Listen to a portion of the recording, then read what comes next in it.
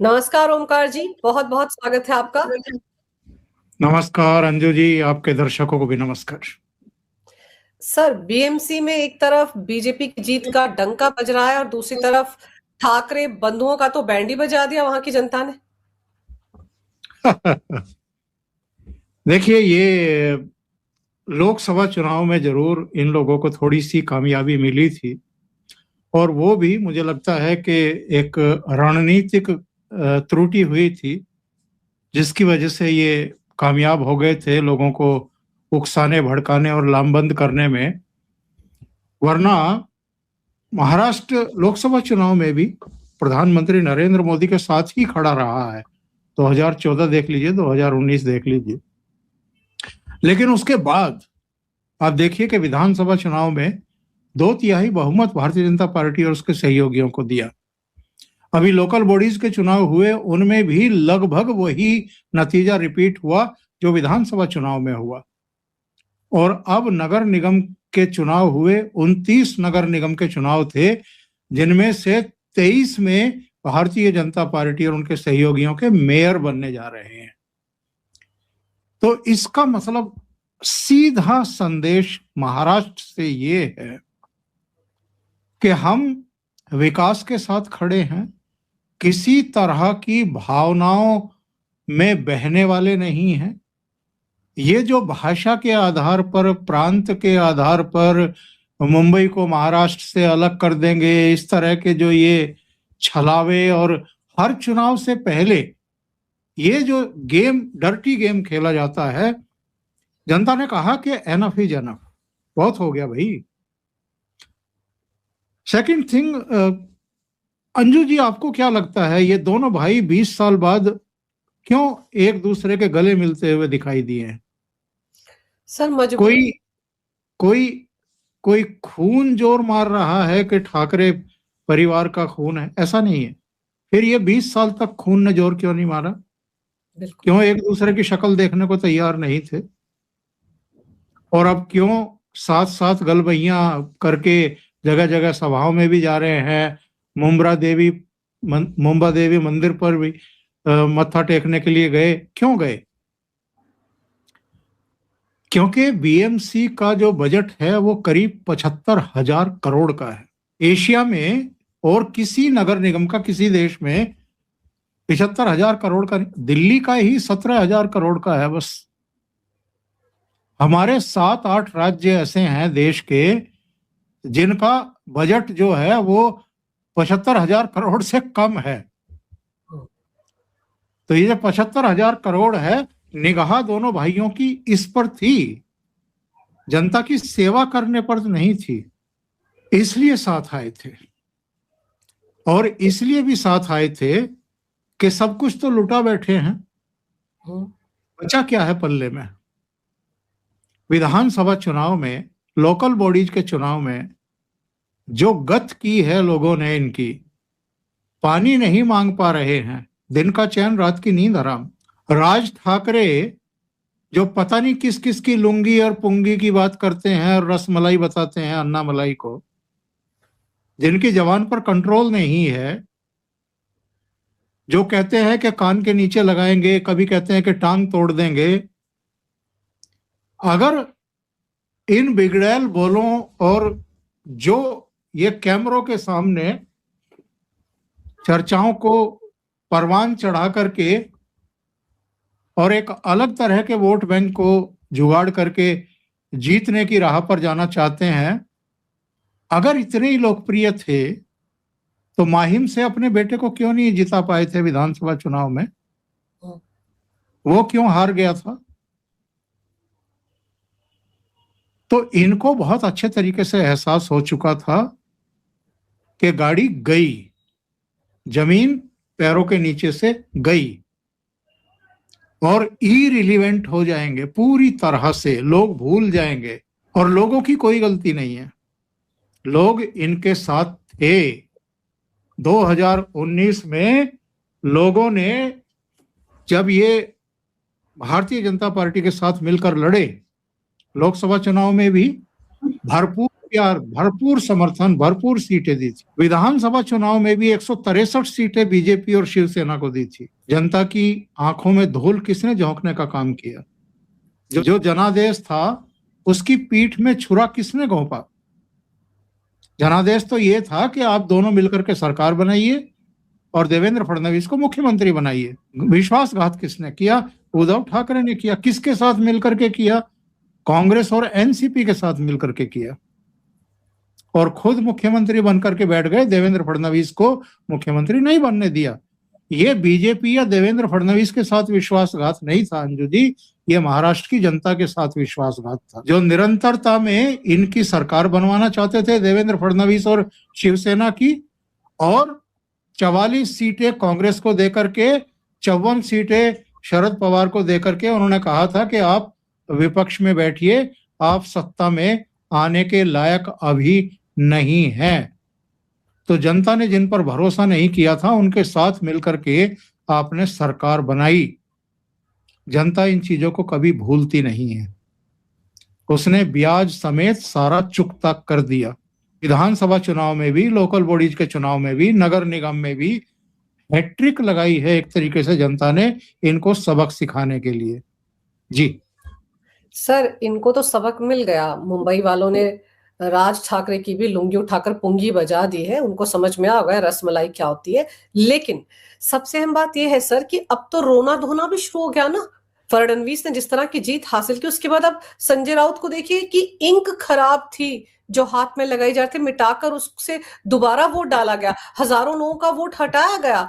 ऊपर से इमरान मसूद कांग्रेस वाले वो भी कह रहे हैं, इंक के बारे में तो शिकायत राहुल गांधी ने भी की थी। सर, राहुल गांधी कहाँ होंगे? पीपीटी बना रहे होंगे नहीं कि वोट चोरी कैसे हुई इस चुनाव में, ये तैयारी कर रहे होंगे इस वक्त।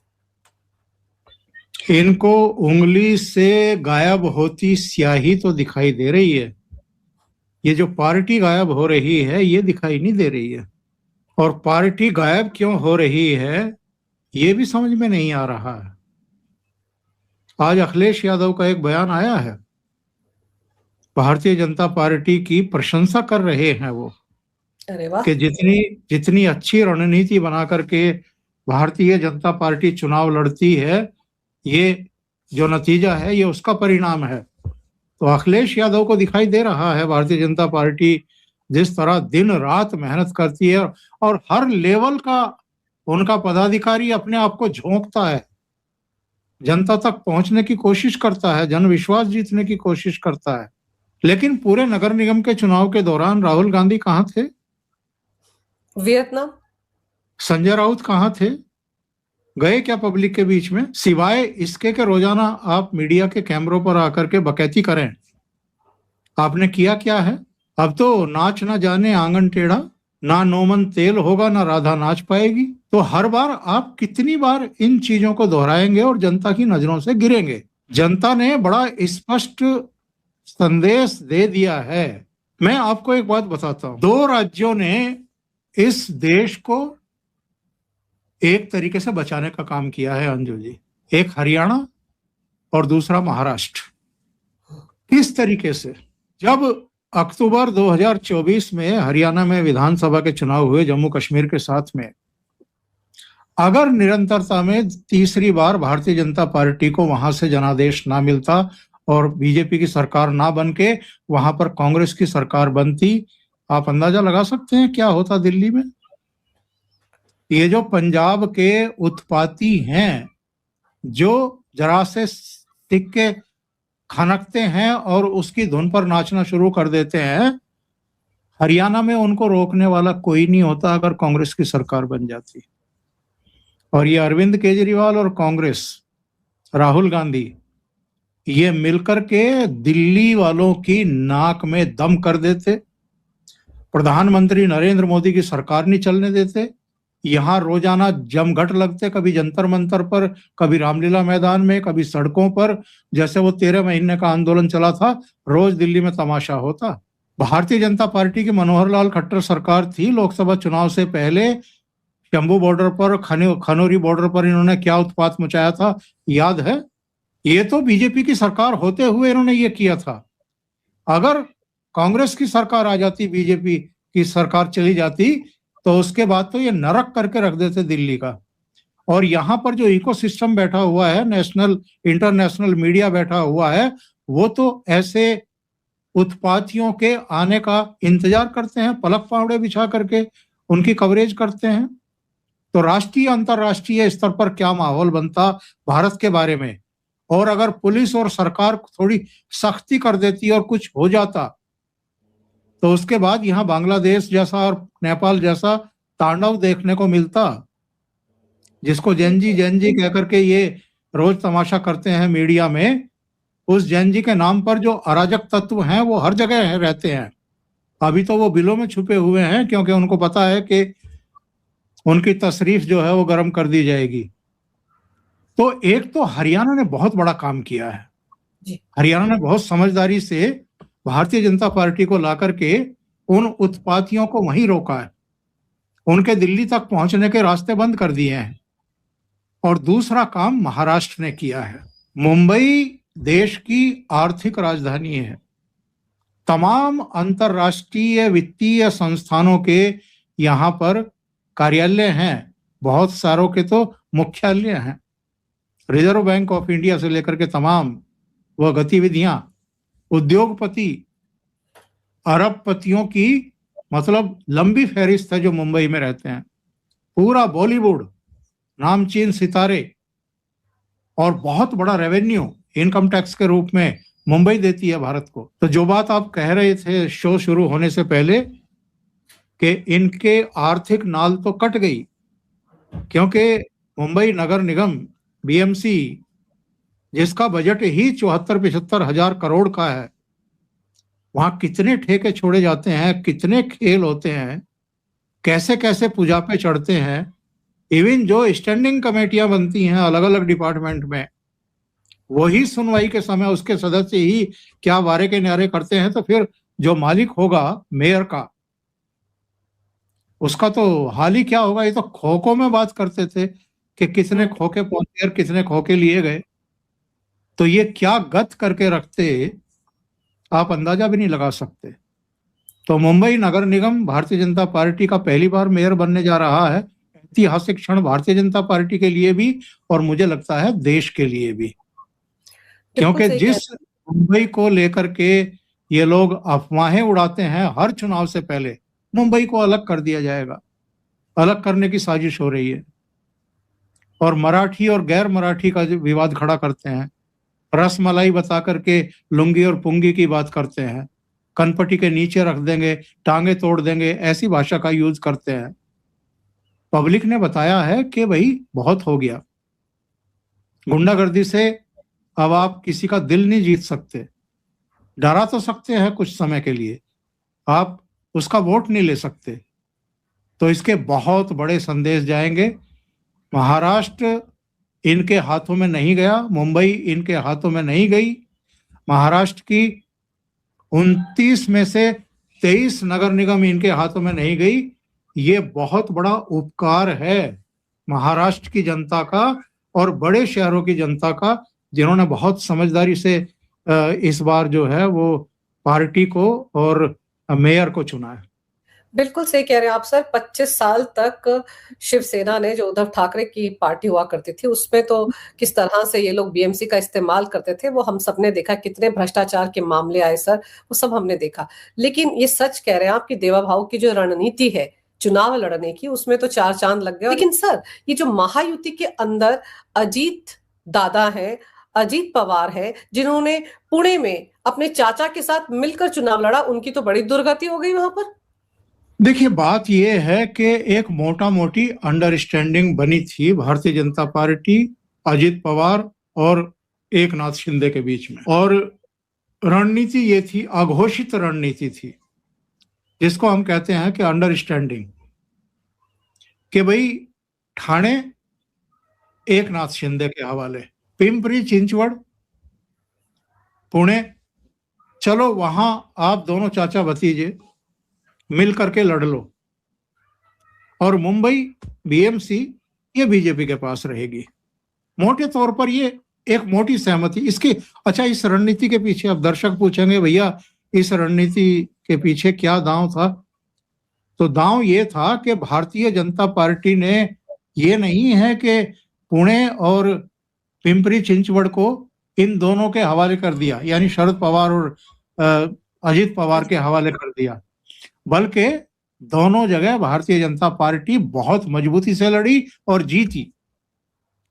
लेकिन चाचा भतीजे ने पुणे में और पिंपरी चिंचवड़ में कांग्रेस का ऑप्शन खत्म कर दिया, संभावना खत्म कर दी। यानी पक्ष अगर भारतीय जनता पार्टी है तो विपक्ष वहां कांग्रेस नहीं, चाचा भतीजे हैं। तो लड़ कौन किससे रहा है? चित में मेरी पट में। हाँ, वहां विपक्ष खत्म कर दिया, विपक्ष का ऑप्शन खत्म कर दिया। तो ये बहुत एक चालाकी भरा कदम होता है जब आप चुनाव लड़ते हैं कि आप मोहरों को चल कैसे रहे हैं, और जो वास्तव में वहां विपक्ष हो सकता था उसको वहां विपक्ष की जमीन के लायक भी नहीं छोड़ा, इरिलेवेंट कर दिया पूरी तरीके से। केवल लातूर और चंद्रपुर में कांग्रेस पार्टी टिकी हुई दिखाई दे रही है, बाकी जगहों से कांग्रेस का सफाया हो गया। इवन मुंबई, जहां कभी उसका मेयर हुआ करता था 67 तक, वहां से कांग्रेस लगभग खत्म हो गई। शायद 13-14 सीटें मुश्किल से कांग्रेस को मिल पा रही हैं। और हाँ, ये बात जरूर है कि उद्धव ठाकरे और राज ठाकरे साथ आए, और वो लास्ट के 2 दिन अगर छोड़ दे, जब मुम्बा देवी मंदिर गए, तो वो अपनी उसी दिशा पर टिके रहे जो दिशा उन्होंने कांग्रेस और एनसीपी के साथ पकड़ी थी, यानी मुस्लिम तुष्टीकरण की। उसका उनको फायदा इस चुनाव में इतना मिला कि जो पूरी तरीके से सफाई की उम्मीद कर रहे थे कि ये खत्म हो जाएंगे और 40 से नीचे सीटों पर आ जाएंगे, वो 70 के आसपास दिखाई दे रहे हैं मुसलमानों की वजह से। लेकिन ये बीजेपी को बड़ा सूट करता है कि तुम वहीं रहो, उन्हीं के साथ रहो, उन्हीं से माफी मांगते रहो और अमन की आशा बनाए रखो। यहां जो मुंबई में और महाराष्ट्र में आगे की पॉलिटिक्स होगी वो बड़ी दिलचस्प होने जा रही है अंजू जी। बीजेपी हिंदुत्व का, सनातनियों का नरम चेहरा है, एक बैलेंसिंग पावर है। एकनाथ शिंदे गरम चेहरा है। तो एकनाथ शिंदे की पार्टी ने ओवरऑल महाराष्ट्र में, केवल मुंबई की बात नहीं कर रहे हैं, ओवरऑल महाराष्ट्र में जहां जहां बाला साहब ठाकरे का समर्थक वोटर था, उसको एक तरीके से अपने साथ कर लिया है, अंगीकार कर लिया है। तो महाराष्ट्र में उद्धव सेना का आधार खत्म, बेस खत्म। और यही तो भारतीय जनता पार्टी की कुल मिलाकर के रणनीति थी 2019 की घटना के बाद, कि इनको किसी लायक मत छोड़ो। तो वहीं उसी बिंदु पर आकर के ला खड़ा किया है उद्धव ठाकरे को बीजेपी ने, और उसी बिंदु पर ला करके खड़ा कर दिया है शरद पवार को भी। शरद पवार भी अब लोगों, उनके अपने समर्थकों की नजर में भी और कांग्रेस की नजर में भी एक संदिग्ध फिगर बन करके खड़े हो गए हैं। और 2019 में जो खेल हुआ था वो उद्धव ठाकरे, संजय राउत और शरद पवार की मिलीभगत से ही हुआ था। यानी कॉन्स्पिरेसी जो रची गई थी उसमें अहम भूमिका 10 जनपद और मातोश्री के बीच में पुल का काम जो है वो शरद पवार ने किया था। तो दोनों को वहां पहुंचा दिया है जहां बीजेपी ने पहुंचाने का प्लान बनाया था। पर सर, जैसे आप बता रहे हैं ना कि उद्धव ठाकरे और राज ठाकरे को मुस्लिम वोट ज्यादा मिला है मुंबई में, तो ये तो वो जो महाविकास अघाड़ी गठबंधन हुआ करता था जो टूट फूट गया, उसमें कांग्रेस और शरद पवार के वोट बैंक में ही तो सेंधमारी कर दी ना उद्धव ठाकरे और उनके भाई ने। तो अब तो बड़ा ही दिलचस्प समीकरण वहां पर उभरेगा अगले जब भी चुनाव होंगे। यहां भी हमें थोड़ा सा समझदारी से सोचना चाहिए। ये जो मुस्लिम वोटर है ये किसी का सगा नहीं है, ये किसी के साथ परमानेंट नहीं रहता। आप बहरामपुर पश्चिम बंगाल चलिए जरा 2 मिनट के लिए। जब तक यूसुफ पठान को मैडम ममता बनर्जी नहीं लाई थी गुजरात से, तब तक तो अधीर रंजन चौधरी मजे में जीत रहे थे ना वहां से। बिल्कुल। जैसे ही यूसुफ पठान यानी मुस्लिम कैंडिडेट लाई टीएमसी, वैसे ही वो अधीर रंजन चौधरी को धक्का मार के यूसुफ पठान के साथ चले गए। तो अगर उद्धव ठाकरे को ये गलतफहमी है कि उन्होंने कांग्रेस का और एनसीपी का मुस्लिम वोटर छीन लिया है, इस बार ओवैसी को भी सबक सिखाया है मुसलमानों ने महाराष्ट्र के। वो अलग अलग जगहों पर अलग अलग लोगों के साथ चले गए हैं। असदुद्दीन ओवैसी को चारों खाने चित किया है।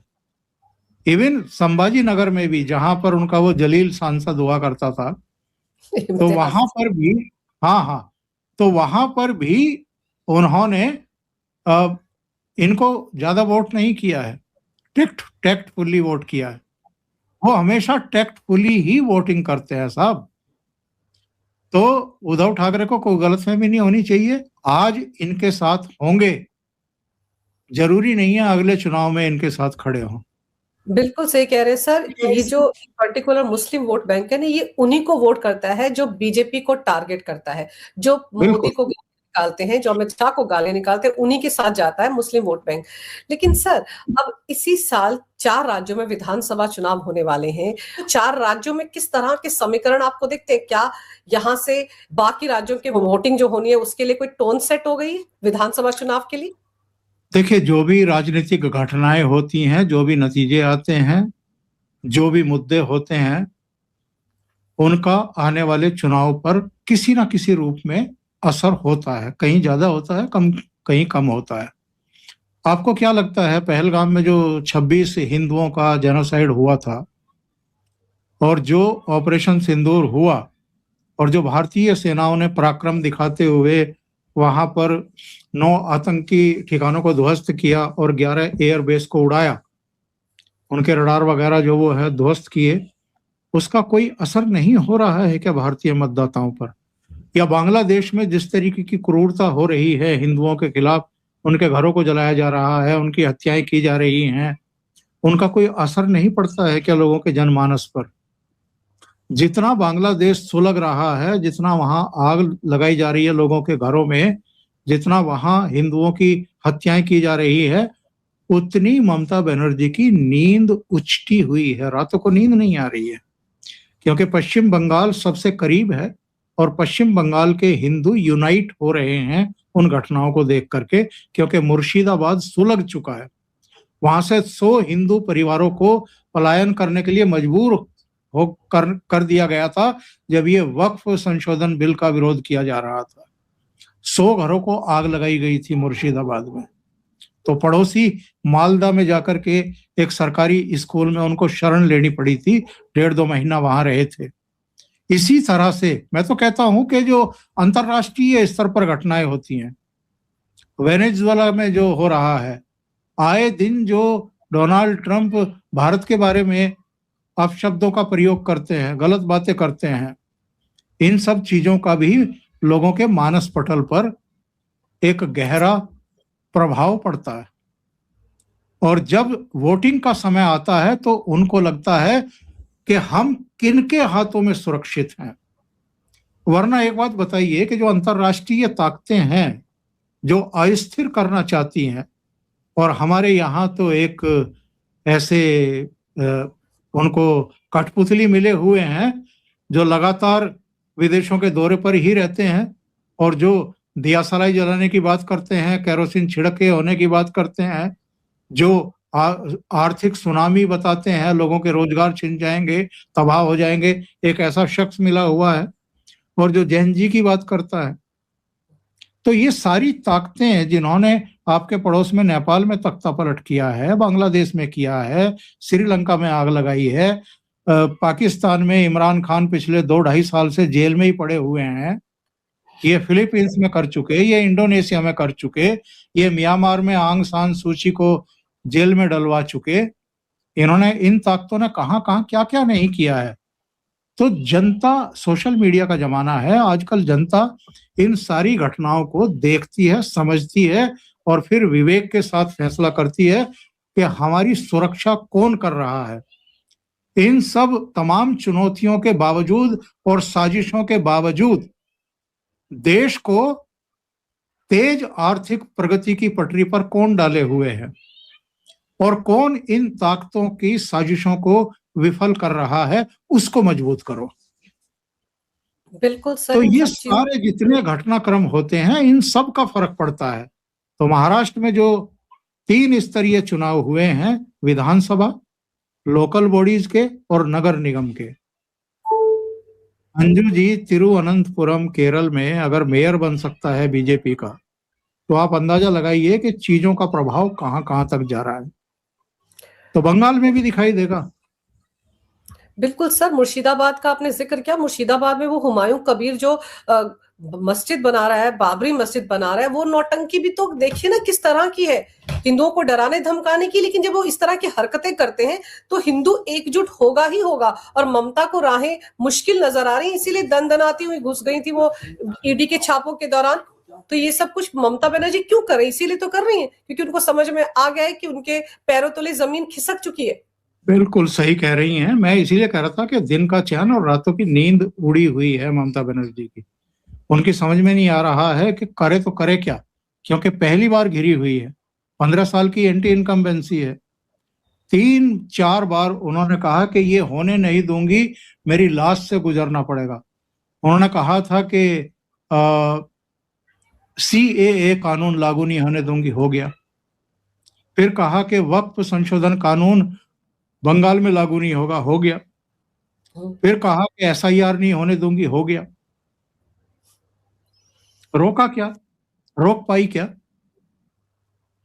और अभी आप देखिएगा, ये हुमायूं कबीर वगैरह और ये बाबरी मस्जिद और ये सब तमाशे बस मई तक है। मई के बाद देखेंगे कहाँ हुमायूं कबीर और कहाँ बाबरी मस्जिद। बिल्कुल सर, बीएमसी में जो और महाराष्ट्र के नगर पालिका चुनाव में जो ऐतिहासिक जीत बीजेपी की हुई है, उससे बहुत से लोगों की नींद उड़ गई है। और उनमें ममता बनर्जी सबसे पहले नंबर पर है, क्योंकि बहुत जल्द वहीं पर चुनाव होने विधानसभा के। आपने सर समय निकाला, बहुत ही अहम जानकारी इस विषय पर मेरे दर्शकों को दी। आपका बहुत बहुत धन्यवाद। नमस्कार। भारत माता की जय। वंदे मातरम। जय हिंद। जय हिंद।